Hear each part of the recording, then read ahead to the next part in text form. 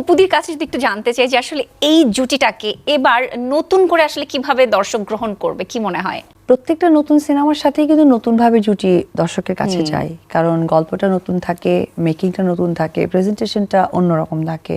তো সেই জায়গা থেকে অবশ্যই দর্শক আমাদের নতুনত্ব পাবে। আর এখানে আমাদের দুজনের মধ্যে যে ক্যারেক্টারটা প্লে হয়েছে সেটা কিন্তু বাস্তব কেন্দ্রিক আমার কাছে মনে হয়েছে, যেটা হয়তো বা দর্শক আমার কথা রিলেট করতে পারবে হলে যাবার পর।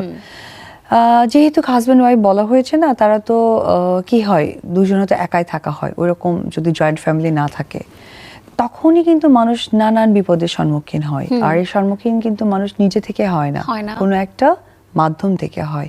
তো এখন সোশ্যাল মিডিয়াটার একটা অনেক বড় মাধ্যম, এটা যেমন পজিটিভ তেমন নেগেটিভ। তো এই সোশ্যাল মিডিয়ার যে প্রবলেমগুলো আসলে মেয়েদের ক্ষেত্রে এই সময়টাতে আসলে যা হচ্ছে, যে প্রবলেমগুলো বেশি ফেস করতে হয় না, যে সরলতার সুযোগ নিয়ে কেউ কিছু করছে। তো এই সিনেমাটা হয়েছে কি ওই রকমই একটা খুব সুইট মিষ্টি একটা প্রেমের গল্প। সেই প্রেমের গল্পের মাঝে কিছু মানুষদেরকে একটা ছোট্ট মেসেজ দেওয়া, যে সতর্কীকরণ, যে এটা হলে মানুষ কিন্তু বিপদে পড়তে পারে। ট্র্যাপ তো এটা অ্যাকচুয়ালি ফাঁদ, যে মানুষ কিন্তু ফাঁদ পেতে থাকে, এই আর কি।